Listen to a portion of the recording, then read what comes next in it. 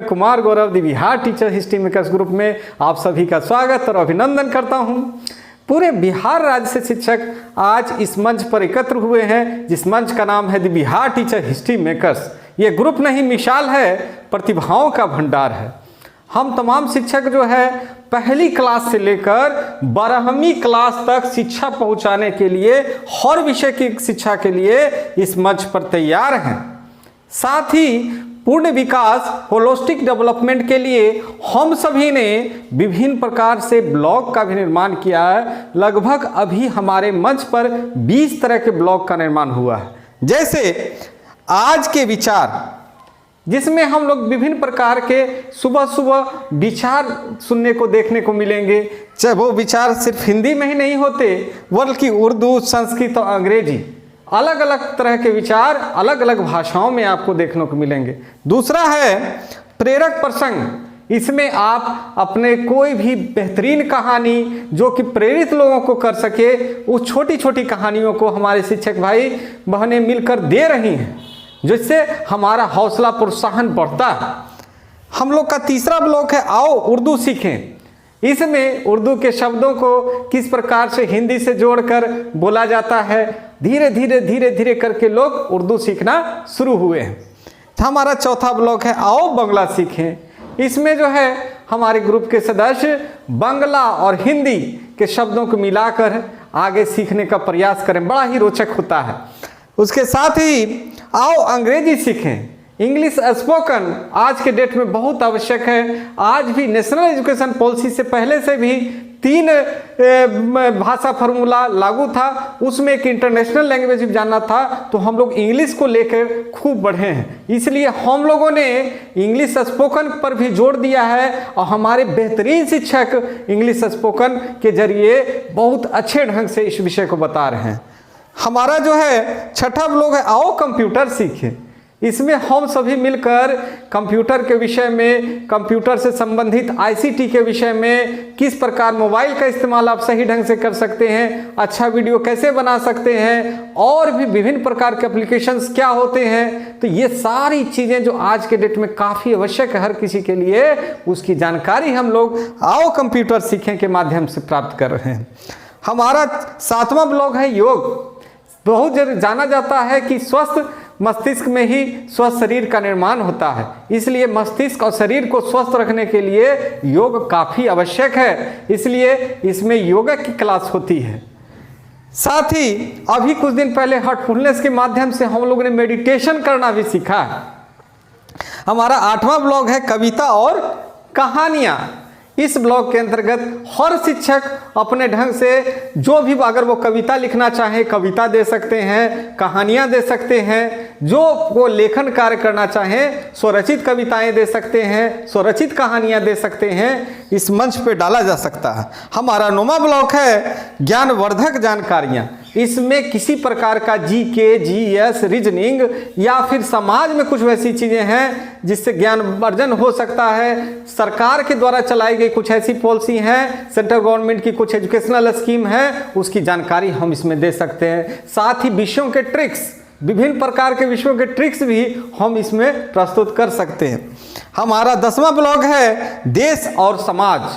समाज और देश दोनों का डेवलपमेंट तभी हो सकता है जब शिक्षक शिक्षित होंगे और विभिन्न क्षेत्रों में जाएंगे, है ना। समाज और विद्यालय को आपस में जोड़ने की आवश्यकता है। इसलिए हमारे ग्रुप के माध्यम से हमारे शिक्षक आज कोरोना के समय में भी जन जन तक मास्क पहुंचाने का कार्य कर रहे हैं। साथ ही बाढ़ पीड़ितों के लिए कोरोना वजह से जो बीमारी चली है, उस बीच में जाकर आज भी उनको भोजन दे रहे हैं, पानी पहुंचा रहे हैं, राशन पहुंचा रहे हैं, विभिन्न प्रकार का कार्य इस ग्रुप के माध्यम से कर रहे हैं। आप भी अगर इस प्रकार का कोई कार्य करते हैं तो आपको कुछ भी नहीं करना है, सीधे उसका वीडियो आप हमारे ग्रुप में साझा कर सकते हैं।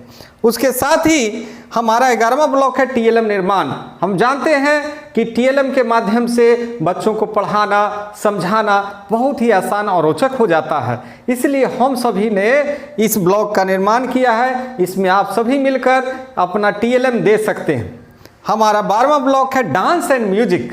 यह तो बहुत ही मनोरंजक होता है और काफ़ी कुछ सीखने को मिलता है। हमारे ग्रुप के सदस्यों ने इसमें जान फूंक दिया है और नीचे से स्तर से म्यूजिक कैसे स्टार्टिंग होगा वहाँ से शिक्षक हमारे बताना शुरू कर चुके हैं। साथ ही हमारी डांस की कक्षाएं, कथक की कक्षाएं, कथक डांस के लिए और भी विभिन्न तरह के आज के डांसों के बारे में नीचे स्तर से कैसे सीखा जा सकता है हमारे शिक्षक इस ब्लॉग में बता रहे हैं। 13वां है कोरोना जागरूकता। आज देख रहे हैं वैश्विक महामारी के समय में सभी तरह त्राहिमाम मचा हुआ है इस बीमारी का। तो इस समय अभी तक कोई भी इसका इलाज नहीं खोजा गया, ना कोई वैक्सीन बना है, बनाने की तैयारी जारी है, परंतु इसकी जागरूकता हमको कहीं ना कहीं इस बीमारी से बचा सकती है। तो इसकी पूरी जानकारी हमारे इस ब्लॉग कोरोना जागरूकता में दी जा रही है। साथ ही हमारा जो 14वां ब्लॉग है कला शिक्षण। अगर आप कोई चित्रकारी करते हैं, कुछ नाव बनाते हैं, कुछ पेपर से बनाते हैं, कोई भी तरह की कला उसको आप डाल सकते हैं कला शिक्षण के ब्लॉग में। और हमारा 15वां ब्लॉग है हौसला।